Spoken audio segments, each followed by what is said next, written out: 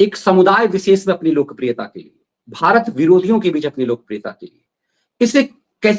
इसे कैसे ऐसे भरोसा था कि वो कुछ भी करेगी, इसका कुछ भी नहीं होगा, इसके पास सिब्बल आएगा।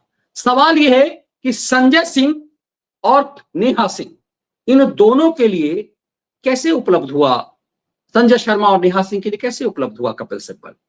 किसने वहां पहुंचाया? किसने संजय शर्मा और नेहा सिंह को सिब्बल तक पहुंचाया? कौन है इस बीच का बिचौलिया? कैसे इन लोगों को इतनी ताकत मिल जाती है? तब रहस्य खुल जाता है। क्या इस देश की सुप्रीम कोर्ट की कोई औकात नहीं है कि सिब्बल यदि पेश होगा तो किसी को भी राहत दिला सकता है, किसी को भी राहत दिला सकता है, चाहे वो देश के खिलाफ साजिश करने वाला कोई भी क्यों ना हो? तो क्या यूं ही मुख्तार अंसारियों की मौत सुप्रीम कोर्ट में होती रही है? क्या यही वजह है कि यूं ही आजम खानों की मौज इस देश की सुप्रीम कोर्ट में होती रही है? कभी इस पे लगाम लग पाएगा क्या?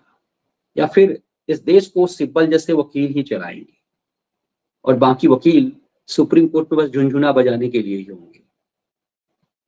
किस भरोसे के साथ नेहा सिंह को यह लगा कि उसके पास 500 रुपए हैं?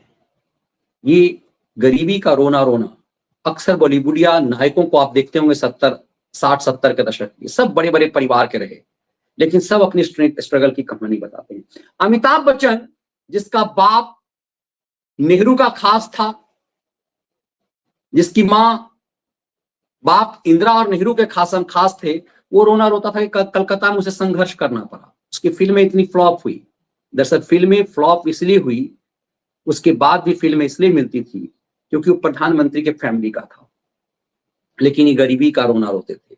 बॉलीवुड के हर कलाकारों को आप अक्सर 60-70 के दशक के कलाकारों को यही देखेंगे, ये सब झूठ की अपनी स्ट्रगल की कहानी बताते हैं।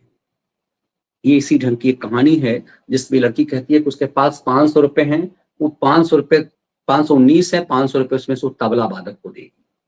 ये इस सरकार, इस सिस्टम और इस देश की न्यायिक व्यवस्था के ऊपर नेहा सिंह का झन्नाटेदार थप्पड़ है।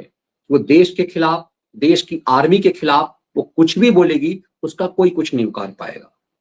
सिब्बल के साथ एक तस्वीर जारी करके नेहा सिंह ने दरअसल इस देश की सुप्रीम कोर्ट को भी औकात बताया है, इस देश की सरकार और इस देश की व्यवस्था को भी औकात बताया है कि उखाड़ना है जो उखाड़ लो, हम बस देश के खिलाफ बोलते रहेंगे।